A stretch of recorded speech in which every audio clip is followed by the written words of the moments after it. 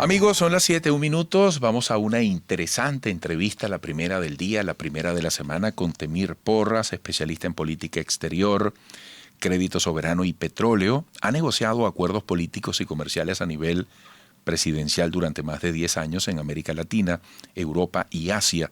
Participó en la negociación de líneas de crédito para Venezuela con China y Rusia. Temir, un gusto tenerte por aquí. Buenos días. Buenos días, Eduardo. Gusto estar en tu programa de nuevo. Gracias por la invitación. Bueno, Temir, tenemos claros los venezolanos, que hay unas sanciones, que hay una situación financiera para Venezuela comprometida y que China es un aliado importante. ¿Cómo conjugar estas realidades en la perspectiva del país, en lo que nos interesa a los venezolanos? Saber de qué manera podemos ir hacia adelante y qué significa hoy esa relación comercial con China. ¿Qué posibilidades tiene? E incluso, si fuese el caso, ¿qué aspectos hay que cuidar? ¿Qué aspectos hay que evitar en posibles escenarios negativos? Mira, Eduardo, tú bien lo has dicho. China es un socio estratégico para Venezuela, pero me atrevería a decir para América Latina entera.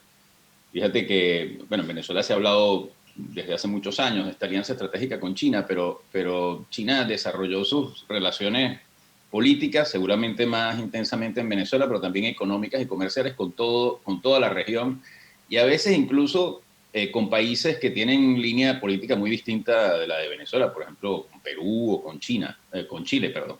Entonces, es una relación estratégica porque China es la principal economía mundial en términos de paridad de poder adquisitivo, que es un término que utilizan los economistas, pero que en el fondo refleja que China está ya o en los próximos años siendo el principal socio estratégico del mundo, porque es un país que todavía importa muchísimas materias primas, en particular, en el caso nuestro, petróleo, pero también otros minerales. Entonces, es clave mantener esa relación. Ahora, Venezuela, como dices tú, está sancionada, está cortada o aislada de los mecanismos de intercambio. Eso es cierto, porque el Estado venezolano es el que está sancionado, PDVSA está sancionada por el gobierno de los Estados Unidos, y eso le cierra el acceso al sistema financiero internacional. ¿Qué quiere decir esto? Para ponerlo muy claro, Venezuela puede hoy en día producir, qué sé yo, 500.000, 600.000 barriles de petróleo. Y capaz que lo puede conseguir algún armador que le flete un barco y le ponga petróleo adentro y lo mande para algún destino, probablemente China. El problema no es ese, para PDVSA en todo caso. O sea, eso ya es un problema, pero es factible. El gran problema es cobrar el dinero en una cuenta bancaria, porque el sistema financiero internacional depende muchísimo del sistema financiero de Estados Unidos, porque el dólar es el mecanismo de intercambio. Entonces, Venezuela tendría que lograr de alguna manera que China le pague los barriles de petróleo sin utilizar dólar, sin utilizar la moneda de Estados Unidos. Eso querría decir que Venezuela tendría, por ejemplo, que ser pagada en yuanes o en otra moneda, siempre que el banco acepte que el cliente sea PDVSA. Eso se llama las sanciones, la overcompliance, sobrecumplimiento de sanciones. Eso tampoco es posible.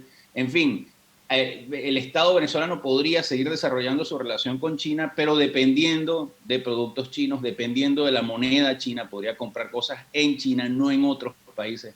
Y finalmente, por ejemplo, te diría, el sector privado, que sí no está afectado por las sanciones, está afectado colateralmente, pero no está. Las empresas privadas, si tienen cuentas en el exterior, pueden continuar haciendo intercambio, pueden importar cosas de China. A veces la gente se pregunta por qué hay cosas importadas en Venezuela si el país está sancionado. Bueno, pues las importa el sector privado que tiene divisas en el exterior. El sector privado podría seguir desarrollando las relaciones con China, pero como el petróleo está en el sector estatal, ese sector que es estratégico para China, digamos, está todavía limitado por el sistema de sanciones. Entonces, de nuevo, es un socio estratégico clave, pero Venezuela sigue teniendo que encontrar estrategias alternativas en ese marco de sanciones que tú mencionaste. ¿Cómo calificarías tú la situación actual de la relación comercial y de la alianza estratégica de Venezuela con China sobre la base de nuestra deuda con los chinos. ¿De qué manera nos estamos beneficiando? ¿De qué manera se beneficia a China? ¿Cómo aprecias esa perspectiva? No, bueno, la relación estratégica con China, una vez más, depende de la salud económica y financiera de Venezuela. La de China, nadie la pone en duda. China creció, fue el único gran país, digamos, gran país en términos de tamaño de economía, que creció el año pasado.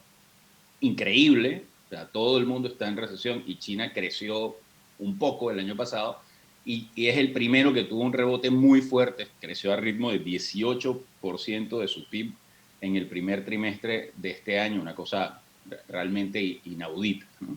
Eso nadie lo pone en duda. El problema es que la economía venezolana se ha reducido de 300.000 millones de dólares, que era en su mayor momento digamos, de plenitud en el año 2013, a una fracción. Hay mucho debate porque no hay cifras exactas sobre eso, pero puede que se haya reducido 75%, 70% el tamaño de la economía venezolana, y la economía venezolana depende mucho de la producción petrolera, que también se ha reducido mucho. Como dije, qué sé yo, 500.000, 600.000 barriles, 700.000 barriles. Entonces, esa relación estratégica depende de que Venezuela tenga una salud industrial, económica, etcétera, que se pueda recuperar económicamente.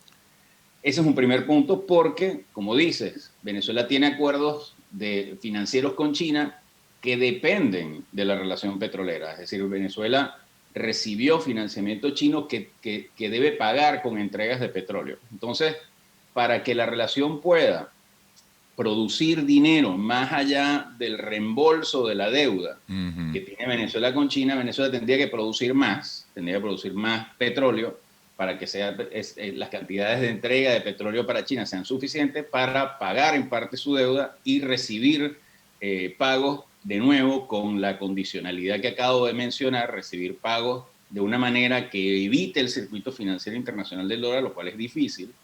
Tiene que producir más petróleo. En consecuencia, digamos que la relación para Venezuela sigue siendo clave, porque es un destino que políticamente, económicamente, financieramente no le pone obstáculos, tiene, digamos, toda la buena disposición para trabajar con Venezuela, pero Venezuela tiene que resolver sus problemas, tiene que resolver sus problemas internos, tiene que tener estabilidad, tiene que tener crecimiento económico, tiene que tener recuperación de su industria petrolera, todo eso en el marco de sanciones, de nuevo. Entonces digo, y hay un último elemento, Venezuela tiene una deuda con China, pero como ustedes, o sea, como nos hemos dado cuenta, a ver, yo agarro un ejemplo de la deuda que tiene Venezuela emitida en los mercados internacionales, eso quiere decir los mercados de Estados Unidos, los famosos bonos.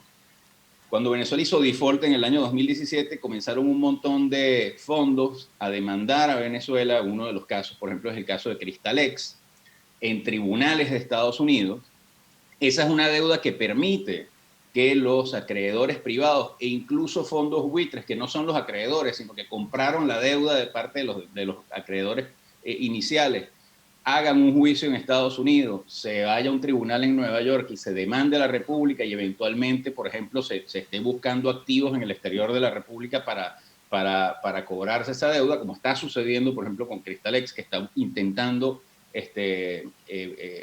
tomar activos venezolanos en el exterior. En el caso de China, a pesar de la situación, por ejemplo, China no ha enviado buques de guerra a Venezuela a cobrar la deuda, no ha paralizado activos de Venezuela en el exterior, porque es una deuda de Estado a Estado que China otorga como parte de su cooperación con el resto del mundo.